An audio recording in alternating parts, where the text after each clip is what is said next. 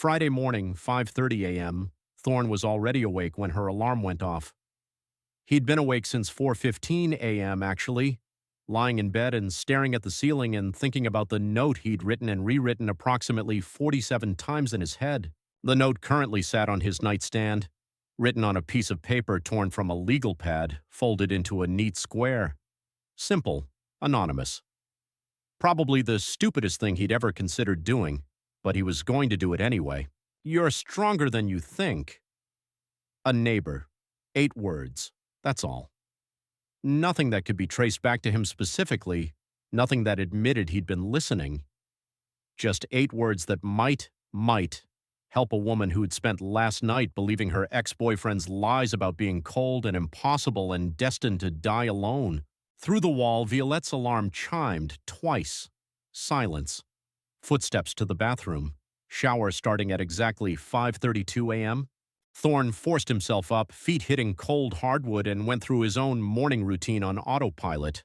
Shower, coffee, work clothes. Today was the Greystone building again, finishing the security camera installation in the East 50s. Easy work, good money. Should take most of the day, but first, the note. At 6:12 a.m., he heard Violette on her first work call of the morning. Richard, yes, I have the Singapore numbers. Now. Thorne opened his apartment door as quietly as possible, crossed the 10 feet of hallway to 4B's door, bent down, and slid the note underneath. Stood up, stared at the door for a moment. This was insane. This was kind. Both could be true. He went back to his apartment, grabbed his work bag, and left for the job site before she could find it. The Greystone job took most of the morning. Thorne finished installing the last of the cameras by 11:30 a.m., tested the system twice to make sure everything was functioning properly, and got the property manager to sign off on the work. Excellent as always, Mr. St. James. We have 3 more buildings that'll need similar work. I'll send over the details next week. Sounds good. Thanks for the business. He packed up his tools, loaded everything into his truck, and sat in the driver's seat for a moment. Engine running, heat blasting against the January cold. He wondered if she'd found the note yet, wondered what she'd thought of it, wondered if he'd made things better or worse. His phone buzzed, text from Margot. Lunch? I'm off at 1. That deli near you? Can't today. Job ran long. Rain check? You're avoiding me. I'm working.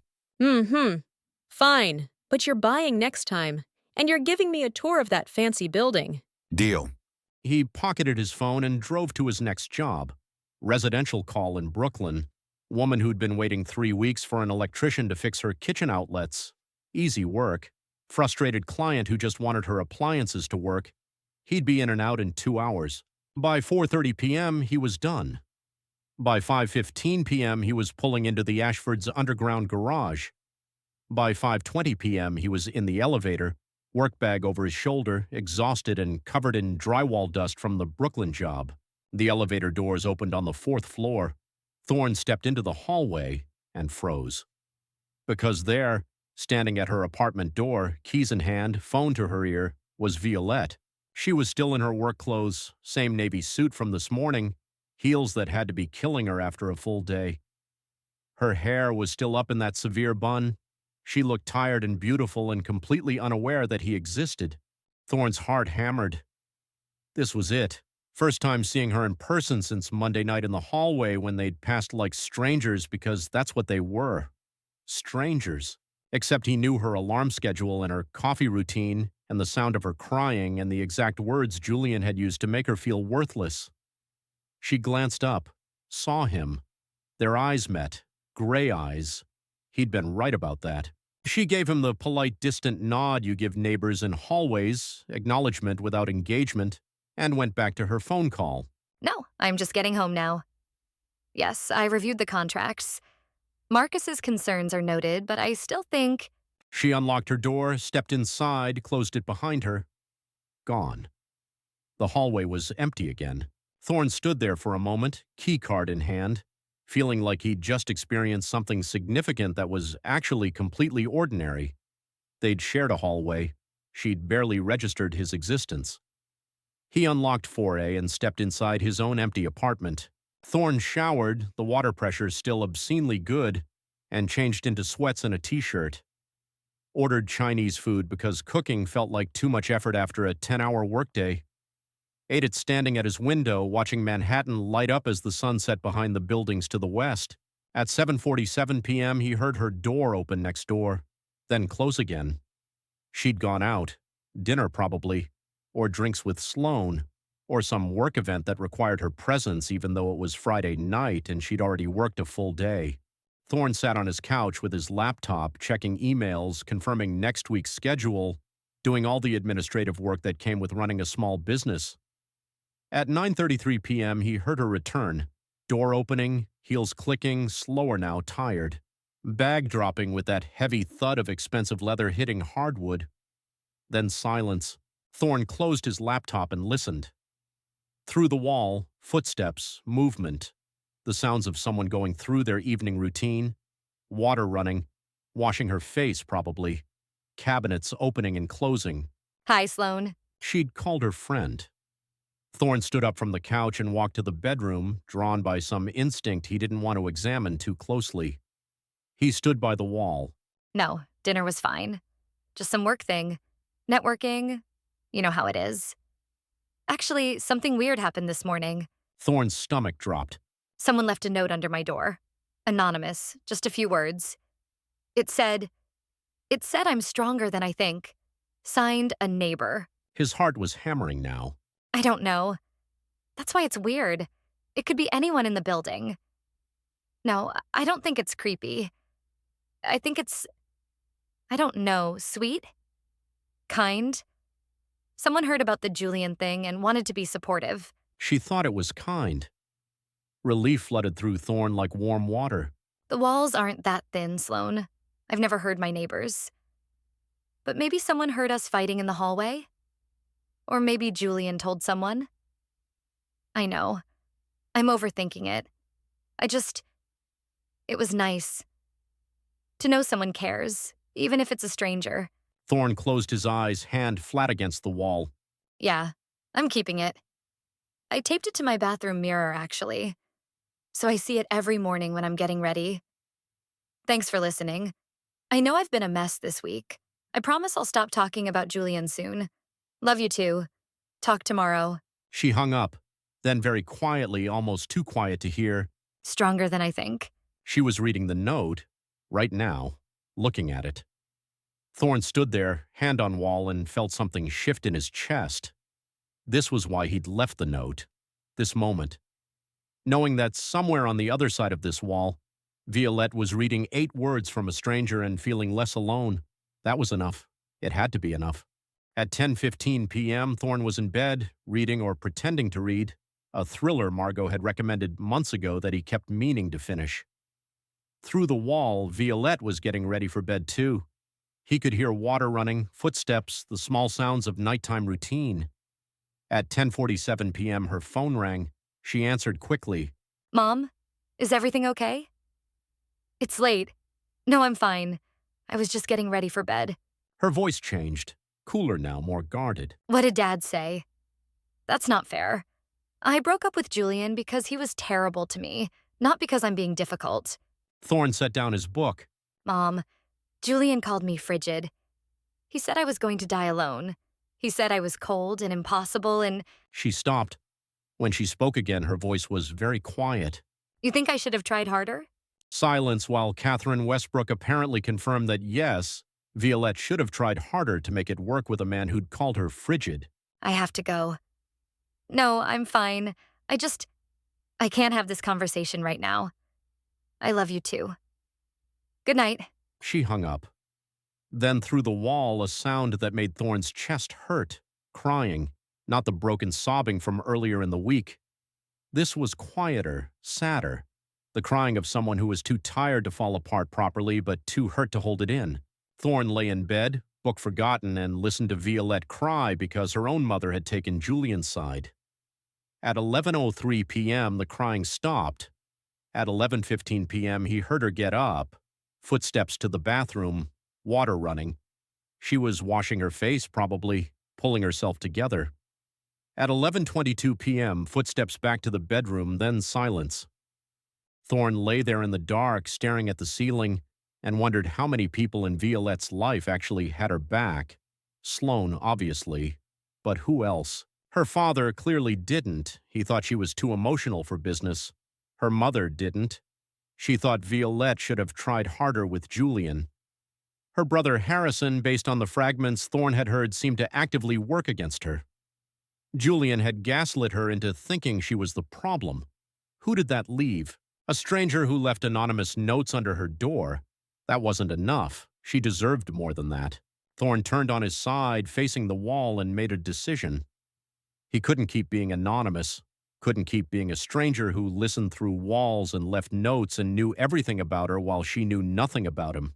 If he was going to care about her, and he did, more every day, then he needed to actually know her, actually meet her, actually be someone in her life instead of a ghost on the other side of a wall.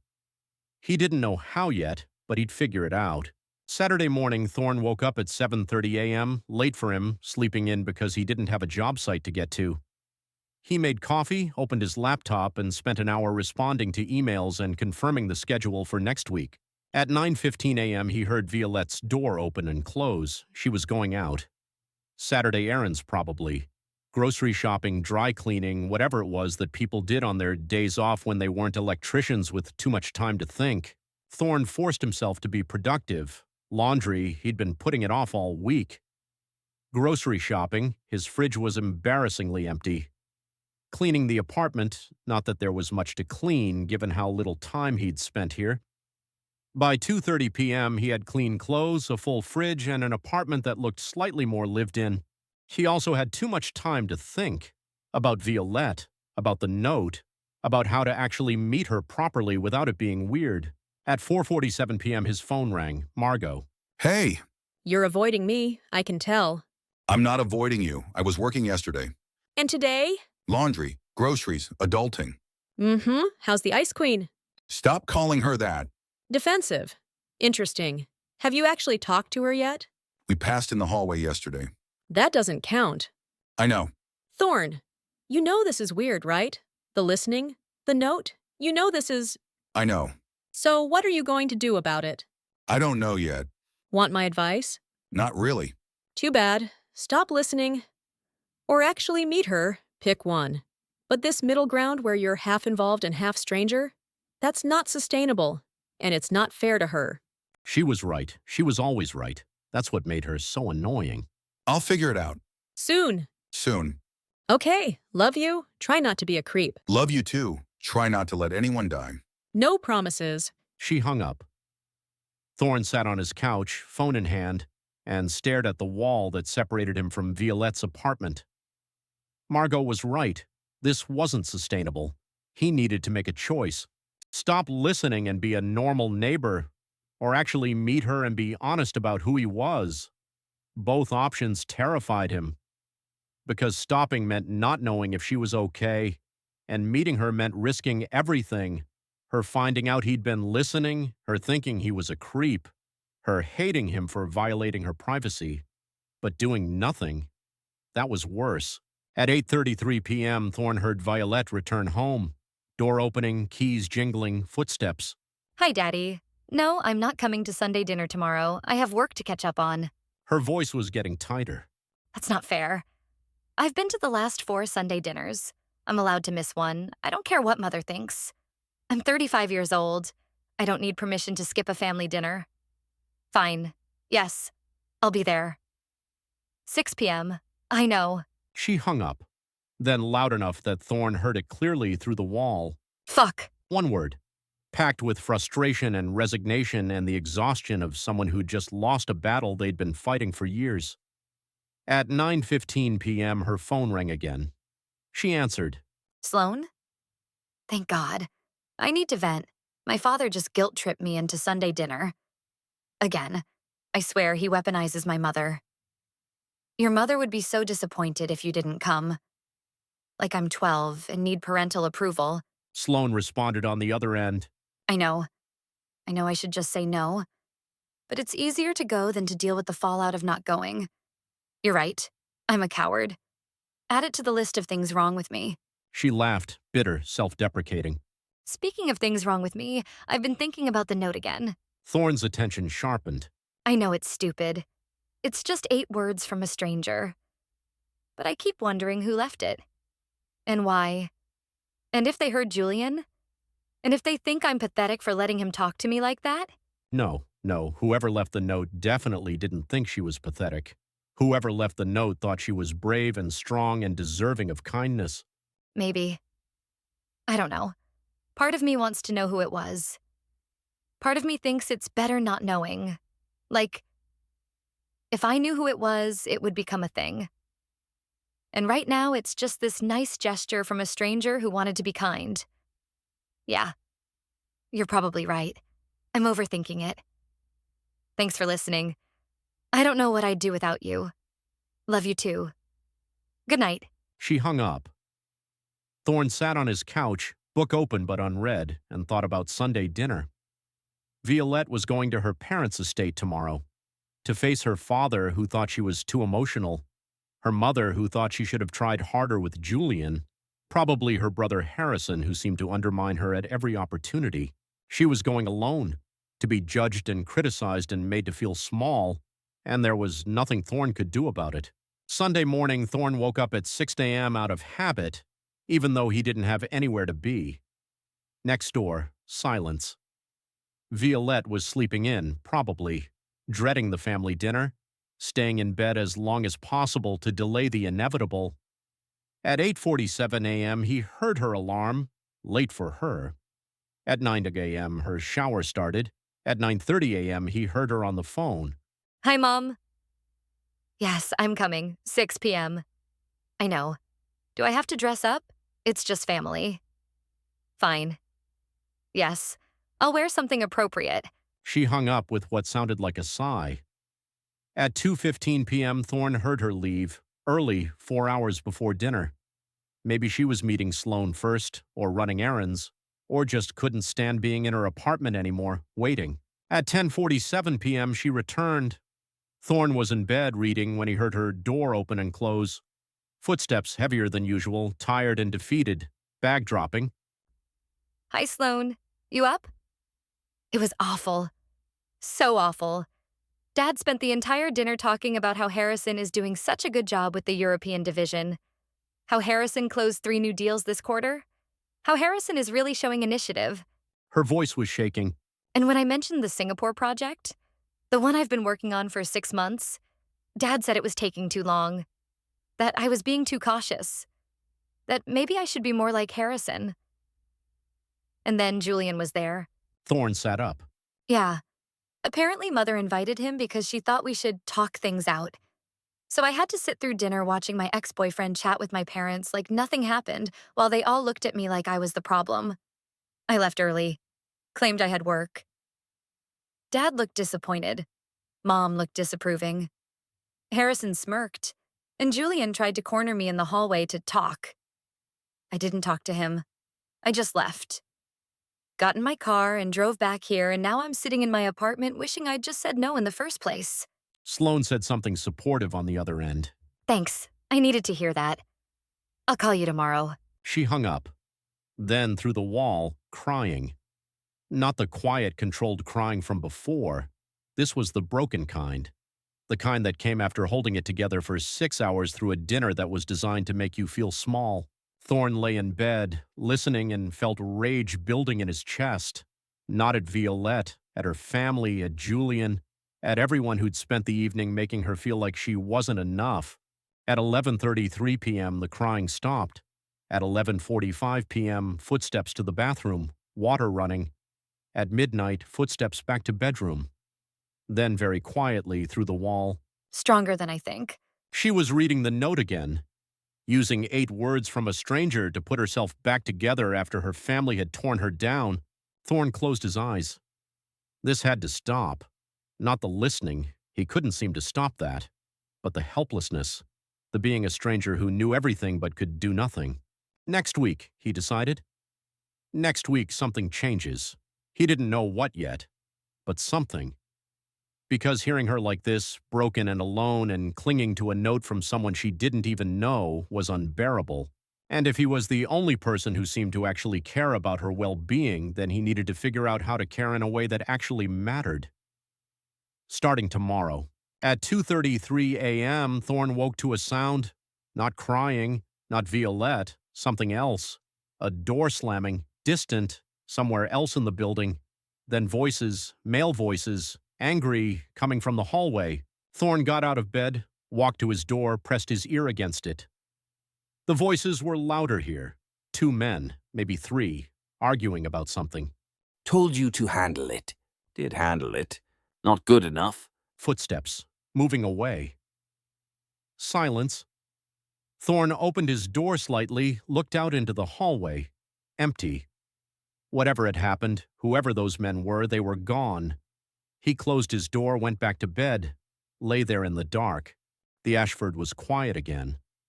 But something about those voices had felt wrong, dangerous, like the building had secrets beyond the walls and anonymous notes. Thorne stared at the ceiling until dawn broke, and when Monday morning came, when week 2 began, he made a promise to himself. Stop being a ghost. Stop being anonymous. Start being someone in Violette's life who could actually help when she needed it, even if it meant risking everything, even if it meant she found out the truth about the walls, even if it meant she hated him for it. It was time. Thanks for listening, and please subscribe so you don't miss an episode. And for early access and bonus episodes, become a Patreon supporter today.